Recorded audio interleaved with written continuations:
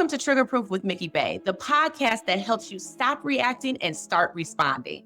I'm your host, Mikki Bey, emotional regulation coach, speaker, and guide. Each week, we'll explore real stories, practical tools, and conversations that will help you stay calm, confident, and in control, no matter what life throws your way. Let's get started. Welcome to Trigger Proof. I'm Mikki Bey. I am so excited for my guest today. I have very intentionally asked people who I think can move us closer to where we need to be in emotional regulation. And this particular person has been so instrumental in my own growth that I am selfishly super excited for this conversation because I know it's going to grow so many legs and it's going to bless so many of you. So I typically do not read people's bios, but I'm going to read his short bio because it actually leads into my first question for him. So I'm just going to read this to you really quick. Constantine Georgiou is a consciousness hacker and author of Ineffable Refuge, Awakening Peace During Turbulent Times. In a world coming apart at the seams, Constantine cuts through the noise to reveal how we can find clarity and power when everything we've relied upon falls apart. Constantine, that is some short bio. Okay, so first of all, welcome. Thank you for just everything that you've been in my life. He has guided me in some of the most turbulent times that I've had in my life, even up until recently. And he is my spiritual guide and coach. And so I'm so happy to have you here to share you. You mean so much to me personally, and just to share you with this audience. I'm super excited about that. So thank you. Oh, thank you, Mikki. I'm so touched. It's been an absolute privilege. Like in the lineage that I've been a student of, there's a saying that the gift, the giver, and the receiver are one. Yes. And so I thank you because, we learn from each other and we're all walking each other home, basically. So, but yeah, thank you for the introduction. Obviously, there's a much longer one, but let's just keep it short, sharp, and sweet right now because that's what we need. Unfortunately, we're living in the world of sound bites. It's important to keep it tight. Absolutely. But I wanted to read that, and I typically just let people introduce themselves, but there was so much packed in those couple of sentences. And the thing that struck me was that you want us to find clarity and power when everything we've relied upon has fallen apart. So I want to start with the falling apart part. What is it that you're referring to when you say everything we relied upon has fallen apart? Yeah, good question. In researching, doing a little bit more deeper research for the book that's coming out in January, I discovered that it's much worse than we thought. And what I mean by that specifically is that finding refuge or finding safety or finding security or finding some kind of guide out into the world and to things like governments, businesses, apps, even relationships, even parents are falling apart at the seams. And what I mean by that as well, specifically, very in terms of what the urgency is right now, is that we're all being polarized and radicalized. If you follow social media and the algorithms, and the book goes into a lot of detail with regards to that, and the way it's happening is that, just generally speaking, fake news spreads 6 times faster than truth. And that's because it's just more entertaining, to put it politely and nicely. But in actual fact, it's very concerning and very worrying, because what's happening is that we're all gravitating to these extremes and basing our basis of operation or points of view are based on those extremes, and they're radicalized. And so relationships are falling apart from an intimate perspective. Communities are falling apart. Countries are falling apart. And as a result, we end up choosing radicalized leaders. So that's what I believe the world is going through right now. And I'm not saying it's right or wrong. I'm just telling you that when the world is falling apart, we need to look elsewhere. When the way we were looking for refuge elsewhere is leading us astray, we need to actually do an about face. There's no other direction left. It's an about face. And that's what ineffable refuge is. To define the word, ineffable is like beyond concept, beyond the ability to explain. It's a non-ordinary way of being, And refuge is a place of safety, a place where I can feel restored, safe, recognized, witnessed, loved. And so an ineffable refuge it's a non-ordinary refuge, which the book promises and I believe delivers. And it comes from the years of having gone through my own journey. It's part memoir and finding what works to be able to find refuge. My own story was one where I was trying to find refuge out there and in various ways, and growing up with post-traumatic stress disorder and all sorts of anxiety and various things through my upbringing, I thought more success was the answer. And I achieved that more success thing, inverted commas, building a technology startup and being acquired within 4 years and being wealthy and having all of that stuff. But it didn't take care of my anxiety. It didn't take care of my fear. So I decided, if I have the capability of, I have the ability of being disciplined and devoted to what I put my mind to, what if I put my mind to trying to find refuge that is defined from my perspective as joy, bliss, happiness, no matter what happens, for no reason. And then, because I know when I operate out of those states, I'm much better for the people around me and much more capable of achieving whatever goals I put my mind to. So I did an about face, and I tried to pursue the mystics and the sages and spiritual leaders of the world who are basically pointing to here, because I had discovered that there is no there. And I'm not saying that this is a prescription for anyone else. You have to do your own searching. It just happened to be that for me, I was still awake, even though I was successful and punch drunk with money. I checked in with myself and I said, holy shit, I'm not any happier. This is a problem. And that was about 12 years ago when I started to really get serious about pursuing the here that is promised. And so as a result of that, I discovered various other modalities that help. And to distill the approach, the ineffable path is pretty simple. I help people wake up, clean up, so they can show up more authentically, without fear, without anxiety, and with clarity and a power that's very non-ordinary, a totally different type of power that is unshakable. Right, because it's manufactured on the inside of you. It's not out there. It's nothing that you can get or have, or none of it works, right? The system itself is broken, which is your point with I think Einstein put it like, you can't solve a problem from the same mindset that created it.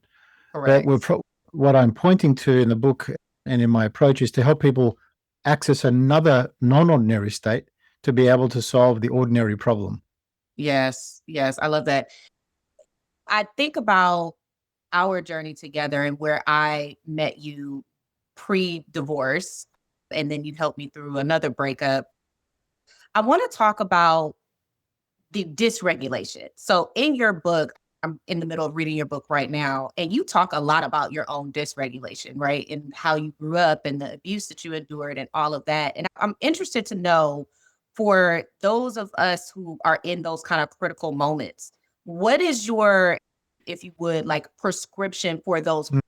Not I'm having a moment, a down moment, but like I'm in what I would consider to be a crisis for me. What would you tell our viewers about that?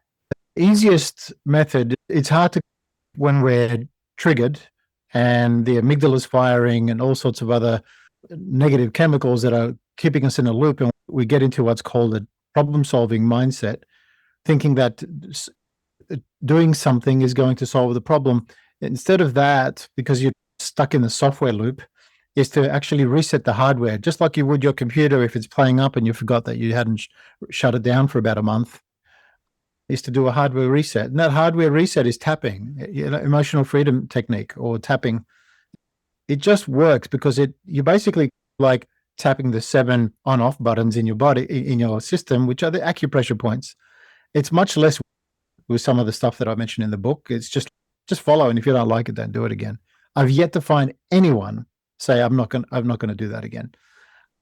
And most of the reports are, holy shit, I can't believe after 5 minutes it feels like I just came back from a holiday. Because you drop out of your head in this rumination and this really trying to go into this neurotic state to try and find the problem. That can't be solved. It's better to find a restorative state in the body, like where you flush positive chemicals and allow your body to relax and allow yourself to drift from here to drift into the body. And there's a guidance in the book that I recommend as well that allows you to do that. But EFT is freely available. There's a lot of apps that promote it. Some of them use affirmations. I've built a protocol that it also activates the vagus nerve, so it balances the parasympathetic nervous system. So you have an afterglow effect. It stays. It's not just a 3 minutes of tapping. And I find that to be a real way to cut through, and it like to know and remember to use it during these times of crisis or breakdown or panic attacks. It saved my life. I remember having a panic attack in the middle of George Street in Sydney, and I was desperate to find a public toilet to go in there, close the toilet and tap, and that probably saved my life, because it was later that day that I had a huge major breakthrough with my business partner.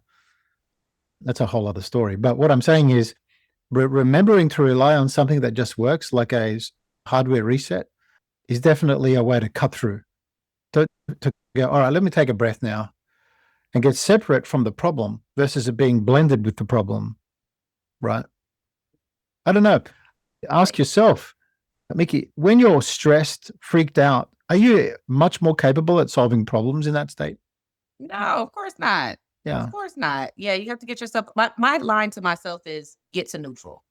Don't Yeah. make any decisions when you're too far over either way, because I think people don't realize when you're overexcited as well, that's not a time to decide to move across the country or across the world.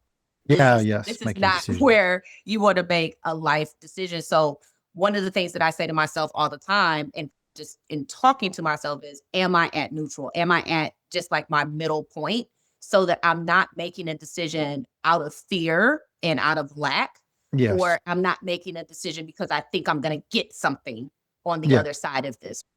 Yeah. I love that. I want to go back in time a little bit, because you mentioned it when we first started talking about the success that you had. And I think a lot of us who have been in this rat race and are getting to the point where we're realizing there is no there, where you've amassed the money, you've amassed all of the accomplishments and all of that. What was the moment for you where you were like, okay, none of this matters. None of this matters. And I still don't feel great on the inside of my body. And what did you do next? Like, when you had that realization, what was then like your next step? The moment came, it wasn't the first time I felt this way.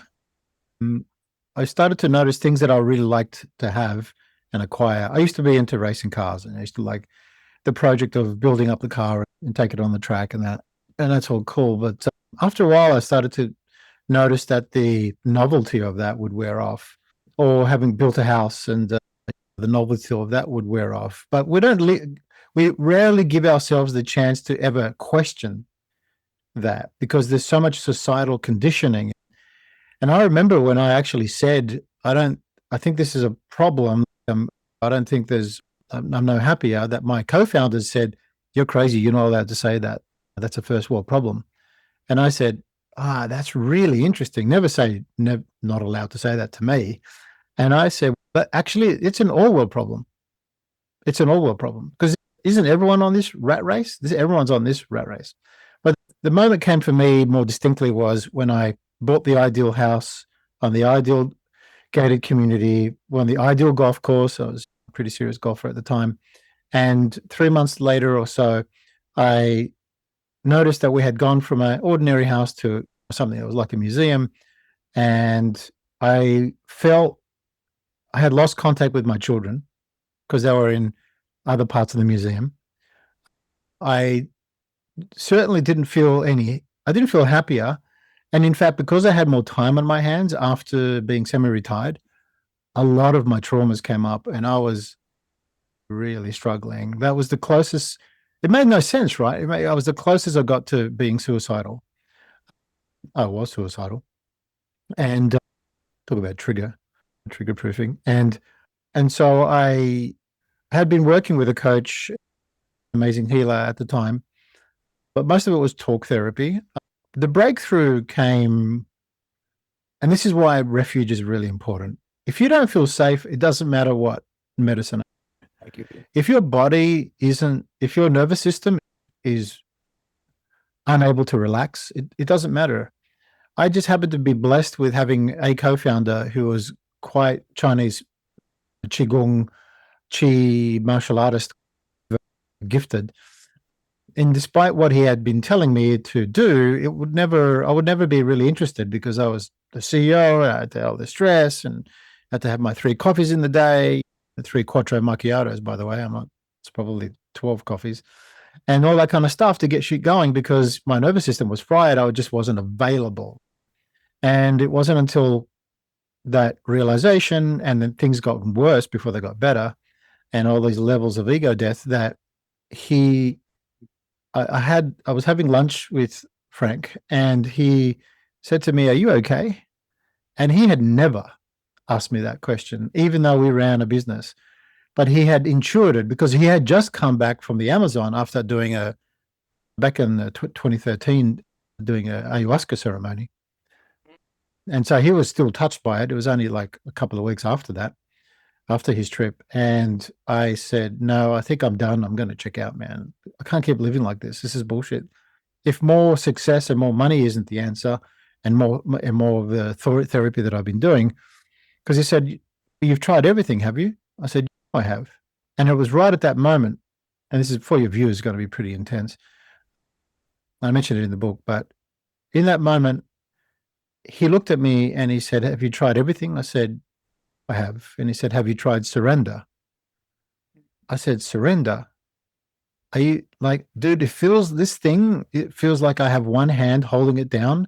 And if I let it go, we're in a restaurant, it will kill everyone in this room. That's what I don't know what's on the other side of letting go and surrendering." And he said, "But you haven't tried that. So how do you know?" Checkmate. Yeah. Checkmate. And because of the refuge that I'm going to get emotional. Because of the refuge that he offered to me and the nature of our co-relationship, he just looked at me in the eyes and he said, "Just look at me. I've got you, man. I've got you. Just let it go right here, right now. Let's go." And all of a sudden, I started to go into some weird karmic exhaustion where I would cry and get angry and start shaking, and the table was shaking, and he was looking around to make sure that no one else was, or not knowing if what was happening around us. And when he broke eye contact, I almost fainted. He grabbed my hand. We walked out. We went to a private place in a car park, believe it or not. And he was showing me how to do this, like ayahuasca. Grandmother had shown him how to do this, like energy ball that's like a cheetah, like a jaguar, like the jaguar. And as he's doing that, I'm going, "Are you fucking kidding me?" Like I'm literally going in and out of consciousness. And at that point, I'm about to blank out. I've never blanked out in my life. I should have many times because I've hit my head and all sorts of other silly things. Is that I feel like a cloud was coming over, and I hear a voice. I kid you not, Mikki. I hear a voice in the back of my head say, "If it's here, it's because you can handle it." And that was that little what opened up any tightness, any fear of letting go. He had his own experience of that. His reality or perception of that was totally different. He saw a release of energy through my throat and he pulled it out. I fell to my knees and started purging, as if I had taken ayahuasca, like you hear in the documentaries. And then after a while of him, like felt like he was transported to the jungle because he had a non-ordinary experience himself. And when he asked me, "Are you okay? Are you okay?" I said, I held my heart and I said, "Oh my God, surrender." It was the first time I knew what that was. And it took a few days to come to. It was an energetic, embodied, blah, blah, blah, all massive dump, if you like, of some sort. I've had no anxiety since then. That's 2013. Wow. Zero. Wow. Since that exact moment released so much. And so that combined with the big inquiry just a few months before that, maybe in total 5 months before that, and that massive shift. After waking up with anxiety at 3:30 in the morning and trying to rock myself out of bed, that's a stark difference. And then I had so much more space to go, I need to find out what the hell that was. I want to be able to, and I went deeper and deeper because there can be sudden awakening, gradual unfolding, right? Don't believe in the one and done thing. It's a gradual unfolding because there are parts of our lives that are still where we're still asleep or still traumatized. And I went on that journey, and I also wanted to figure out, because I love teaching, and I'm pretty sure I was a teacher in a past life. And so I wanted to see, how do I help others from my own experience? And lo and behold, I was given more and more opportunities to teach entrepreneurs, heading up one of the most successful incubators in Australia, and then building founder development programs to help build better founders with resilience development. Then COVID hit, and I just went deeper and was blessed with finding the most profound teachers and learning from them, and then and then given permission by them to do your own thing. You don't need my approval. You seem to have some authentic, innovative approaches, and that's how ineffable comes up. And ineffability or ineffable was like came to me as in a dream. So yeah, I know it's not a story that you hear every day, but that was as a result of really wanting to end my suffering. Yes. I feel like those of us who, and maybe even people who aren't spiritual seekers, get to that point too. I don't know. I've always been a spiritual seeker. I've always been a person who wanted to know the larger existential questions. Like I've been like that since I was a kid. But I think for me, once I had gone through that whole ascension model of getting the degrees, getting the money, getting the family, getting everything I set out to get and to manifest, and still coming up empty handed, I was like, no, like absolutely not. And I think a lot of us get to that point, and then you do feel hopeless because it's like, I spent my whole life trying to achieve, and then I get here and it feels absolutely horrendous.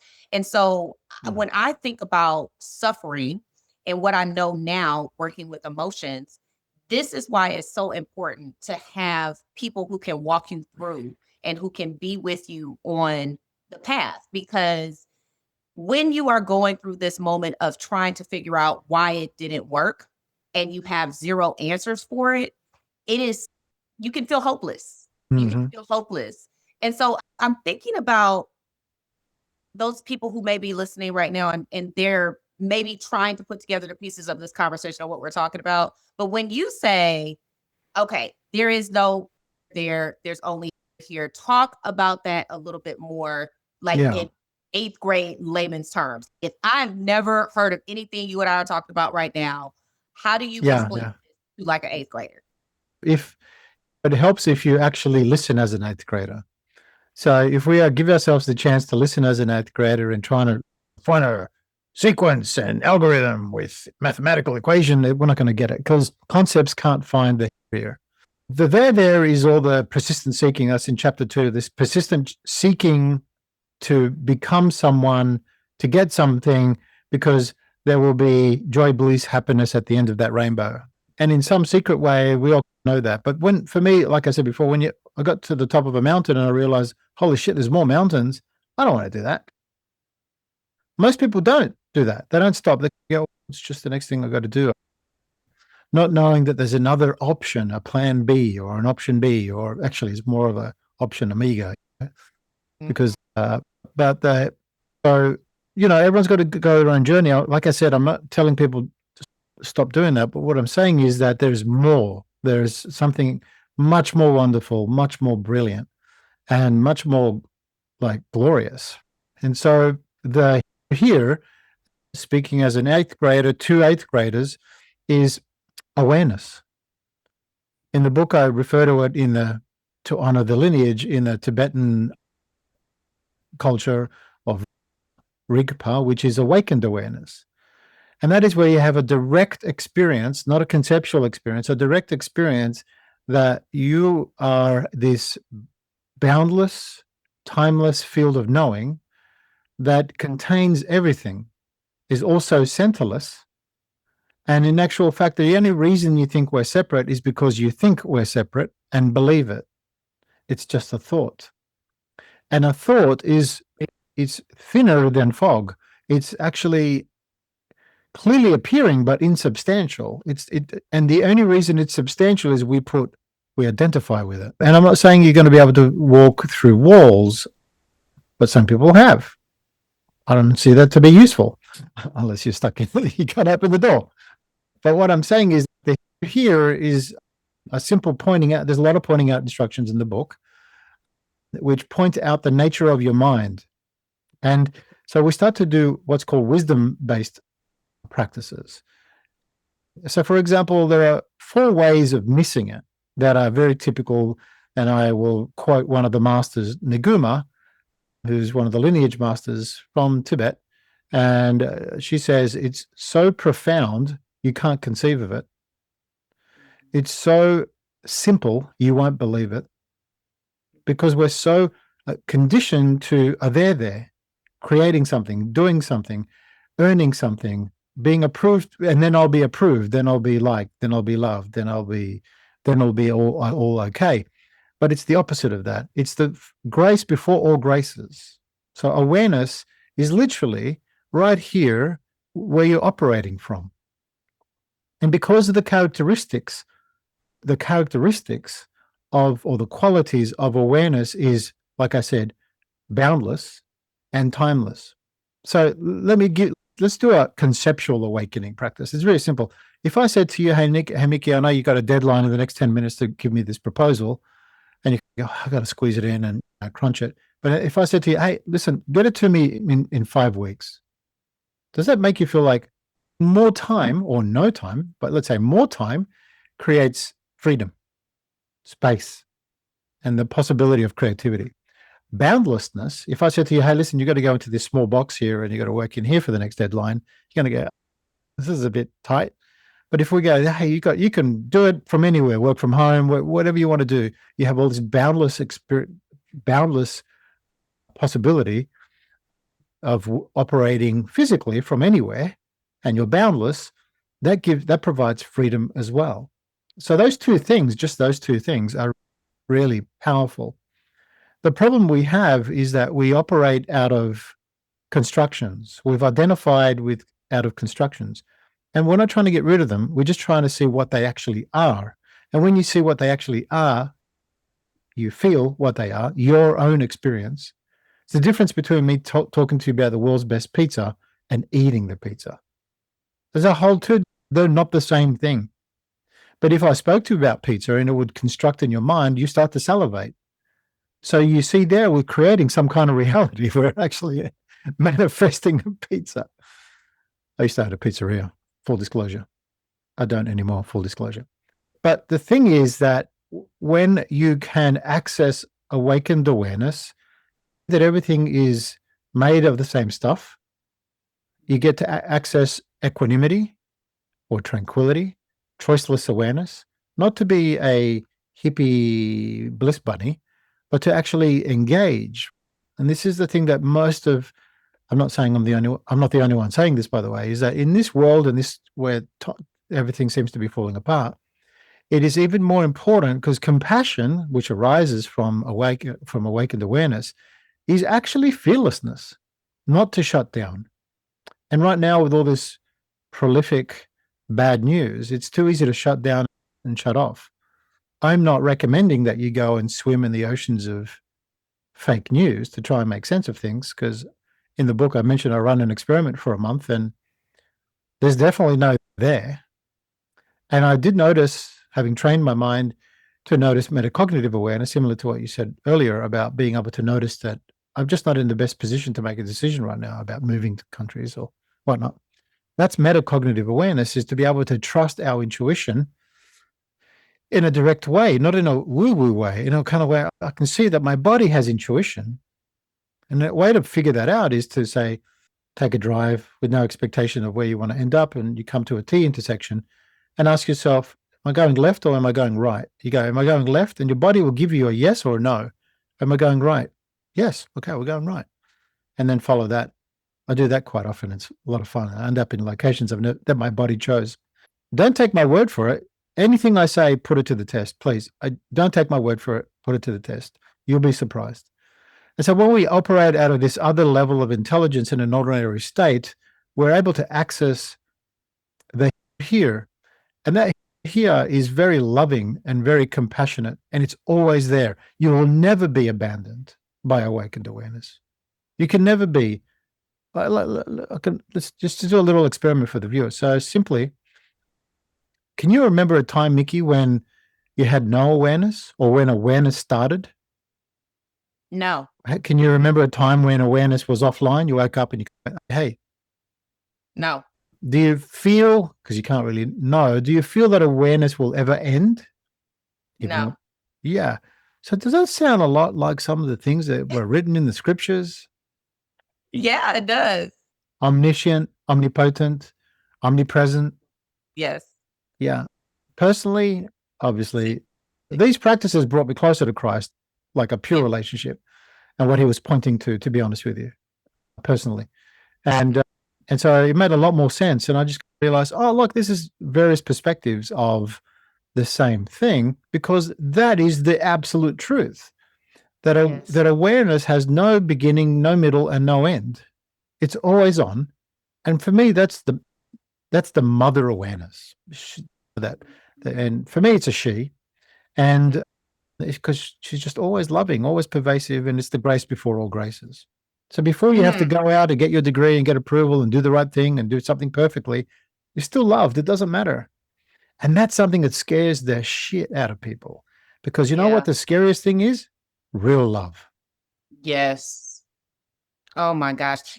It's interesting you say that, because I think about it from the perspective of when you do actually get the thing that you want, it being dysregulating, like very dysregulating, right? I've had that experience with money. I've had that experience with men. I've had that experience with a lot of different things in my life where you think, oh, if I just have this thing, then it's going to be like blissful and perfect. And then you get it and it is completely shocking to your nervous system. You don't know what to do with it. And it's just get it away as soon as possible, right? You're just trying to like get out of it as soon as possible. Yeah, and obviously this isn't a conscious thing, but one of the reasons both you and I do nervous system work is because we have an understanding that if you have not built the capacity to hold it on the inside of you, you cannot keep it on the outside of you. It's impossible. And so I want to have this piece of the conversation with you in regards to money. You have one of the things that you told me when we coached years ago, when I was a new coach, I was petrified that I wasn't going to be able to do this full time. And you said to me something that stuck with me. You said, you'll always get another client. You have to believe that you'll always get another client. And then recently we talked about it again, and you asked me, what is money? And we talked about it and we said it's awareness, right? So what do you mean by money is awareness? Because we just had an awareness. Let me answer the first little part of that question. Mikki, is it possible that you will never make any more money? No. From today? No. That's not even possible. Even if you tried. That is not possible. Done. Give it up then. Like, seriously, I've been the head of venture capital. I've had more than 600 entrepreneurs come through my programs, and the number one fear they have is, I'm not going to have enough money, or I'm not going to make any more money. I said, okay, in Australia, being homeless is actually pretty cool. And they go, what? What? It's right. And they go, no, but if you know that you could be homeless and still be happy, then you got no problem, because you're willing to risk even that. That's the entrepreneurial dialogue. Yeah. But so you're always going to make more money. I think that's what I said. You're always going to make more, and you're always going to get more clients, because if you do the work yourself, word of mouth is always going to be better than any marketing hype SEO bullshit.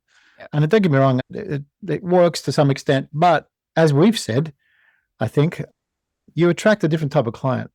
I'm very present to how the divine is always serving me up clients who are serious, right? Who want to do the serious work.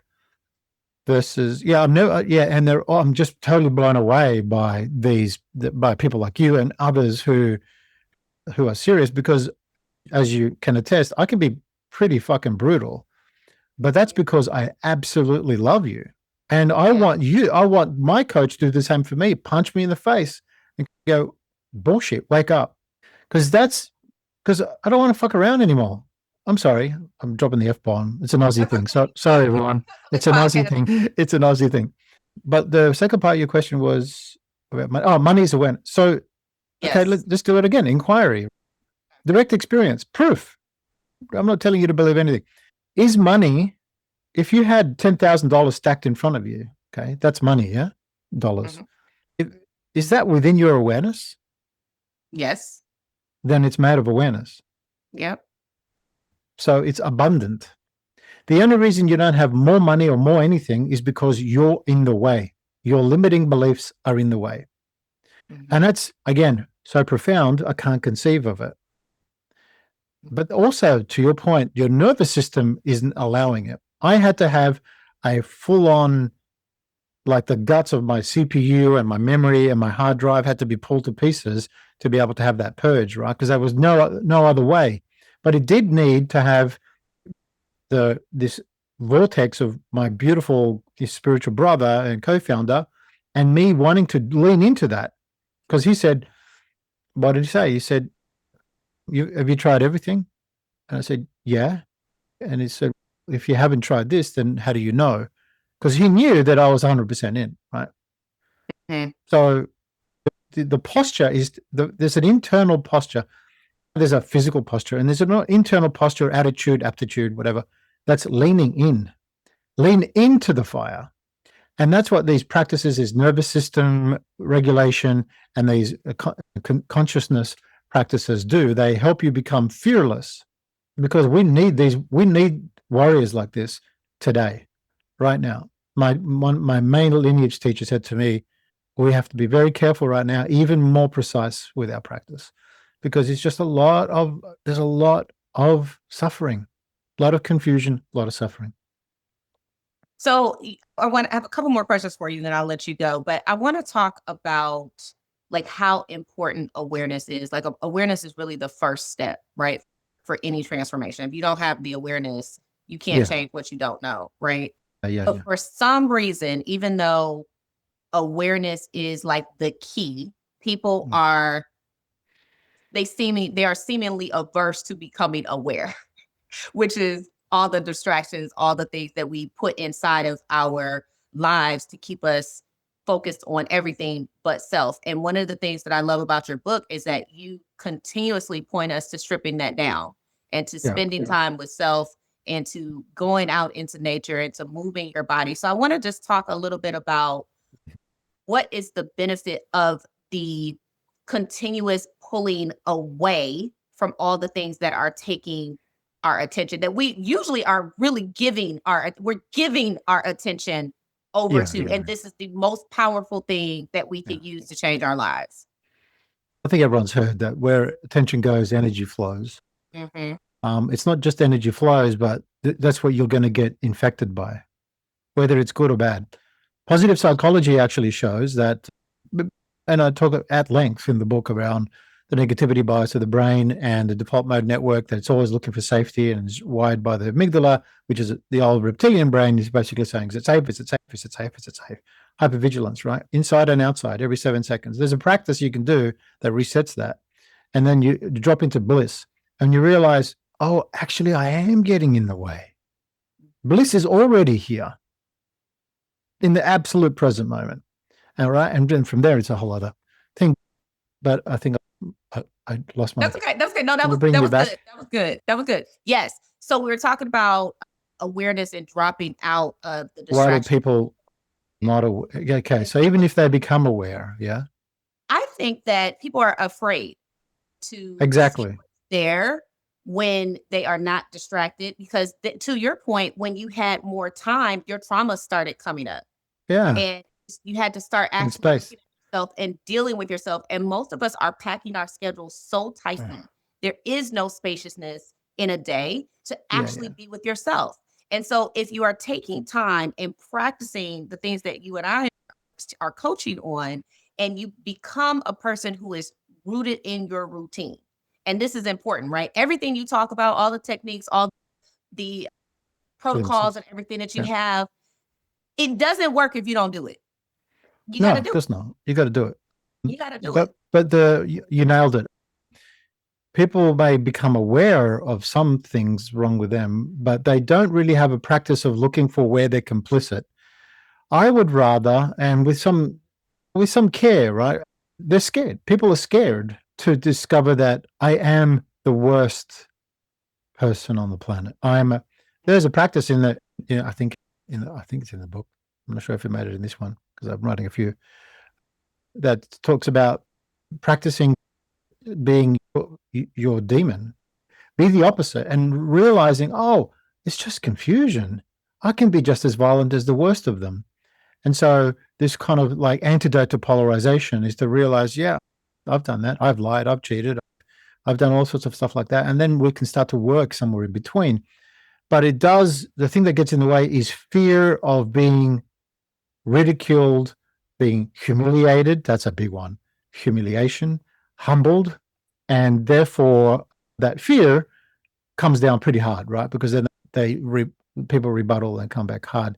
They don't want to do the work, or there's a whole perception of self-help doesn't really help, or no, it's got nothing to do with my parents and this and that. And you go, cool, see you in the next lifetime. But in other words, you're scared, and that's really cowardly, because it's the fastest way to you improve is to just to own it all. So it gets to a point where how do I say this without sounding arrogant? I'm complicit in everything around me. I try and practice that. It's all my fault.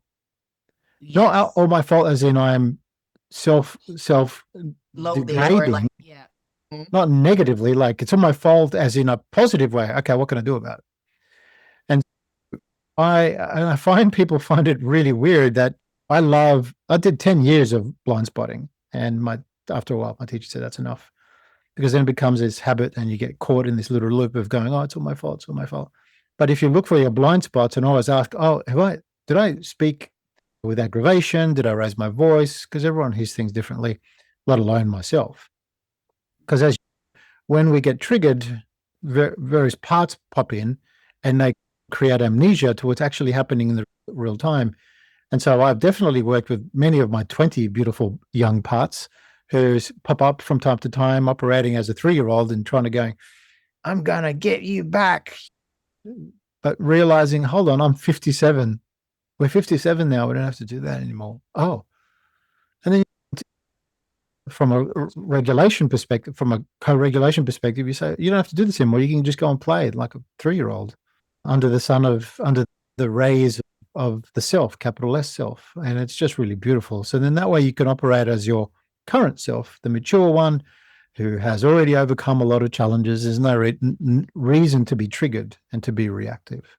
Quick question. So when you said you haven't experienced anxiety, what does your dysregulation look like today? If you feel like you're just off your square for whatever reason, what does that look like? And then what is the process of getting yourself? Yeah. I still get, it's less, but I still get triggered by being misunderstood, because I can be easily perceived to be angry, but I'm wrathful. It's not the same thing. My heart is coming out of love. And that's not to say that I don't have times when I'm angry. I definitely do. But the thing is, this is the important thing, is, does the Buddha get angry? Did Christ get angry? Yeah, once, and then it was gone. It happened once and it flows out. It doesn't, oh, and I got angry. I should be better because I'm a spiritual person, and oh, I'm such a hypocrite. Oh, let's hide that, which makes it even worse. It's just to kind of own it and go, yeah, I got angry. That was fucking awesome. Loved it. It's gone now. Next. Because there's one beautiful thing, and I write a whole chapter on it in the book, impermanence. Impermanence is yum, yum, yum. I love impermanence. And that is, you can never stop impermanence. Never stop impermanence, try as you might. But the thing is that it affects negative things and positive things. And that sounds pretty depressing. Oh, what do you mean? Happily ever after doesn't last? No, it doesn't. But awareness also doesn't change, doesn't come, doesn't go, like we said earlier in the call. Therefore, rest in that ineffable refuge, and everything is wonderful. I just ran a 3-day personal retreat, which is fast becoming my favorite thing to do, in someone's house, client, And because it transforms the energy of their own house, they're not going to a retreat center somewhere else. And I saw him this morning and he just went, I said, say nothing else. That's called ineffable. He goes, Yeah. Yeah. I feel like you could just meditate on the word ineffable. I'd never really heard the word until I started working with you. oh, And I looked it up and I was just in awe. Literally, that's what the word basically means. But you yeah. meditate on the word ineffable and really feeling that. And I have done this where I'm just like, wow, Wow. like this is my true essence. This is Oh, wow. Yeah. really who I am. Yeah. And like feeling the way that the word like vibrates on the inside of my body is resonance. It's resonance. It's like, Yeah. It's the closest direct. It's I love it because it's like ineffable. I'm out of words now. I'm done. Nothing else to say. When I came back from my first proper retreat with Byron Katie in California, and I had that was a profound retreat. Even people would ask me, because as you can see, everyone, I like to talk. People would ask me, how was the retreat? And I would go, and they went, oh my God, that good? I don't want to. I'm getting goosebumps just talking that was 14 years ago. Actually, that was the first thing I did after that purge, breakthrough experience is I'm going to go and sit at her feet because I had been following her for 10 years. Yeah. But, like I said, it was 3 a.m. in the morning and I do some work with some of the masters in relating, merging, praying, and ineffable dropped into my mind. And I got on my phone and I went, is that domain available? And .com was not available, but .au, Aussie. And then it's just permeated through. And I've had some people say, you should change it, this and that. And again, no. It's not my word. I'm just on higher place. Yeah. And to hear you say how it affects you and how you use it as practice is gorgeous. It's your nature. It's your ineffable nature. It's everyone's ineffable nature. Absolutely. Yeah. And I think that really helps to anchor into what we are doing, because when you think of yourself as this unexplainable phenomenon that is so beautiful, you cannot even put into words. Like if we are really thinking of ourselves in that way, there's so much that you can't even allow. You just can't even, you can't even let those two things be true at the same time if you are really embodying the piece of you that believes that. And I think that's the part of us that we're always working with, is truly believing. One of the affirmations I give to my son and I say to myself every day is I'm perfect, whole, and complete. And as much as I intellectually believe that, it's a day in and day out. I have to myself moment by moment. No, there is nothing else that's going to come in. Yeah. I agree with you. It's actually, you just triggered something that was at the end of your previous statement, which is related to this, is that if we're not trained, I'm going to touch a little bit on concentration, the importance of concentration from a neuroscience perspective. Training the mind to stay completely and automatically is a possibility. And we all forgot that.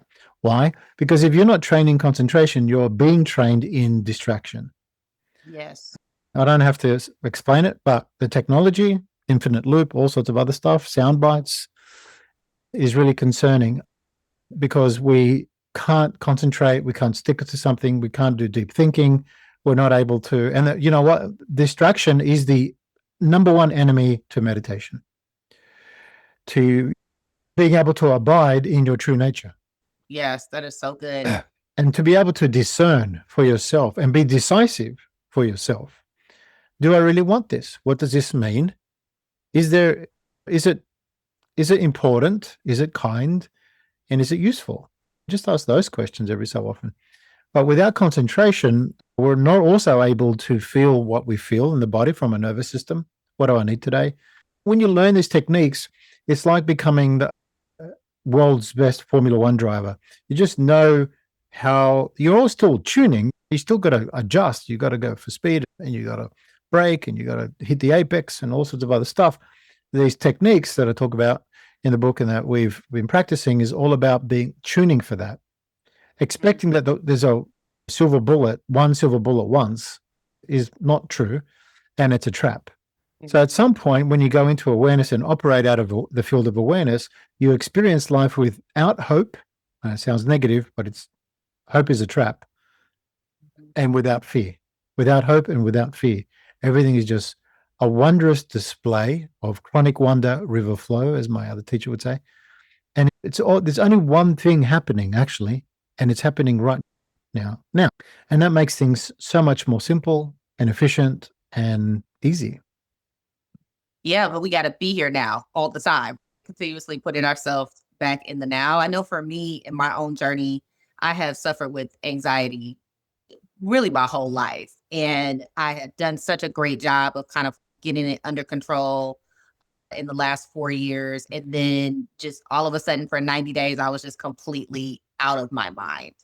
And I'm so grateful for that. And one of the reasons I share this all the time with my clients, and I share it with the group that I coach, is that it's really important to not be afraid of yourself. I am the type of person that I want to know all the layers of me. I want to know what I'm capable of. I want to know what's on the inside of me so that I can allow it to come up and heal it and move it through so that it's not affecting me on a day-to-day basis. And those of us who are healers and coaches and teachers, I always say that the onus is really on us to do our own work so that we can be clear to help people. And so when I had this 90 days of just complete and utter what I felt like, what was feeling like to me as like an ego death and really showing me ugly things about myself. And I was just like,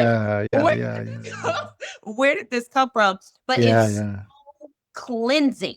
It is so cleansing. It feels like you just literally went into a crystal geyser bath and came out and you're just like, wow, like I see things so differently now. And so I think those moments are so important where you allow all of those hard, deep thoughts and feelings to come up and the judgments you have about yourself and the shame and all of that to just come up to the surface. Because to your point, if it's coming up, you can handle it and you can transmute it. Right? So I want to leave on this note.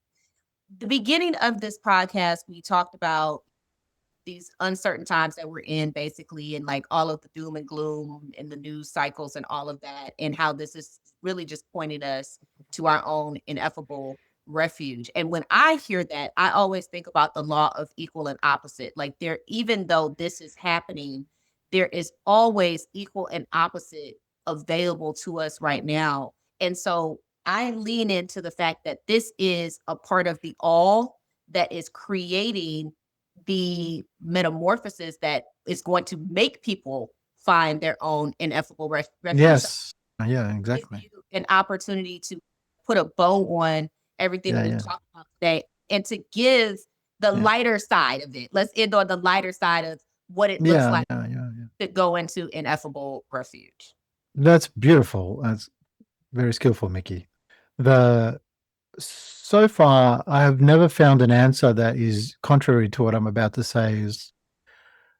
I had a very wonderful, accomplished spiritual person say to me, do we always have to suffer before we wake up?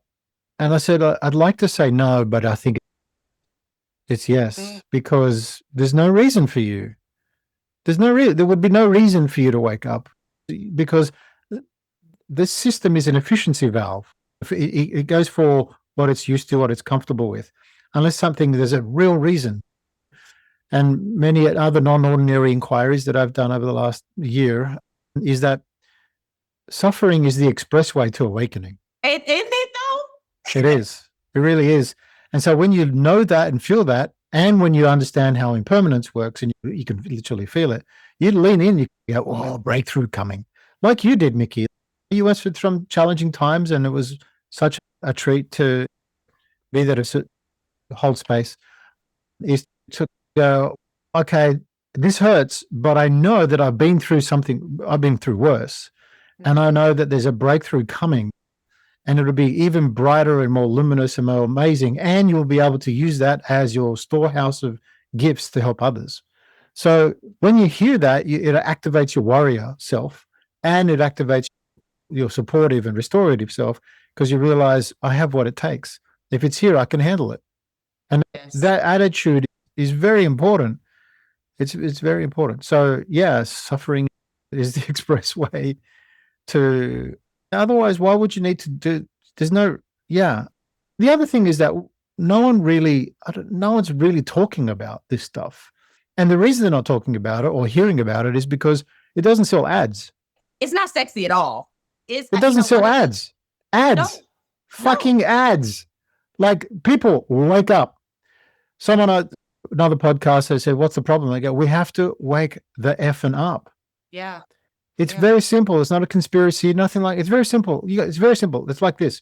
Understand the human condition, the economic model, and the fact that we have technology that we have right now. And if you connect those dots, it just makes total sense. I want to make a ton of money from anyone and everyone on both sides of the aisle, and I'm going to scare the shit out of them. But I don't need to scare the shit out of them because the algorithm is just doing what it does. It's a reflection. It's a mirror of us. And at some point, if you looked at it and you kind of go, oh, it's just a comedy show. Oh, it's just like Seinfeld. Yeah, isn't it amazing? The problem is that we don't see it that way, and we think that it's triggering your sense of identity and community. Mm-hmm. But if we looked at each other and went, I don't know, I was just walking down the street before, and I thought, what if I just pulled up and went to Melbourne? Just go, yeah, take me. I'd love to. I know it's a little bit out there, but I'd love to, because then I get the chance to be in some kind of lockup, and then I can practice there, and maybe I can talk to some ICE people and do some pointing out instructions. Wow, it's just the next thing. What happens? There's always a next thing, just a next. But in order to be there, you'd have to. So I'm a student of Michael Singer, and so one of the things that I have learned from him is giving up your preferences and also being willing to not have an attachment to outcome. In order for you to do what you just described, you are literally on the ride of life for the sake of having the experience of being detained. That's it. Whatever this comes or whatever. That's it. It's just, I get to have this experience. It's not good. It's not bad. It's the experience that is. It's just an experience, and it's going to be interesting to see what it brings up in me as well, right? So that experience. Before coming back here, I had people go, "You're crazy. Don't go back." And my mother, and I said, "Mom, this is my sole purpose. I have to lean into the fire." And she went, "Oh, fuck." Yeah. I said, because there's no, like how we said, there's no there before at the start. There's no independently self-existing evil. I'm sorry. No. If I do find, or someone tells me, or I feel my body go, oh, there might be something to be scared about, I like to lean into it just because I want to myth bust it. I want to bust the myth. I might be wrong one day, but I have never been. It hasn't been wrong. It hasn't been wrong. It's not that I'm wrong. I'm just curious, staying open and staying curious. Stay open and staying curious. Wow. I could literally talk to you for 5 more hours and it would not be enough. And I know that this is going to help people wake up. And your book, which I'm about halfway done with, I know this is going to be something that I go to year after year to just remind myself of, absolutely, of just what's available to us automatically. And it's there for us for the taking if we want it. And so I appreciate the work that you do. I appreciate what you pour into all of us. You have definitely aided me in ways that I will never be able to adequately express gratitude for how you've helped me in my own spiritual practice and continue to help me as my current coach. So I'm so thankful for that. And I want you to let people know, like your book is coming out in January. Let us know how we can get that. And also if people want to get in contact with you, let them know how they can do that. Yeah, so I think it'll be in the show notes, but ineffable.a, and there you'll find the book. There's a book menu, and then you can register for interest in the book. I currently have, it's out for beta readers. I've got 100 beta readers, believe it or not. I'm not really about becoming a wealthy from the book. It's more about getting the work out there. And the book experience, writing it itself, has been really quite fruitful and cathartic as well, and being able to systematize a few things. And there's another 4 books that are coming that are in the ineffable love, ineffable power, ineffable clarity, ineffable founder, stuff like that. To be able to, how do we fill out our whole life operating out of this ineffable state or trait, because it's not a state, it's a trait. It's a trait of your true self. So ineffable.au, and from there you can find everything else. Love it. Thank you so much for being Thank you. here. Amazing. Absolutely amazing. Yes, thank you so much. And we will see you all next time on Trigger Proof. Bye. Bye. Thanks for joining me on Trigger Proof with Mikki Bey. If this episode resonated with you, share it with a friend. Don't forget to subscribe so you never miss an episode. And if you're really ready to dive deeper, download my free emotional regulation bundle. It includes my ebook, workbook, and a masterclass to help you start regulating with confidence. Find the link in the show notes. And until next time, stay steady, stay grounded, and stay trigger proof.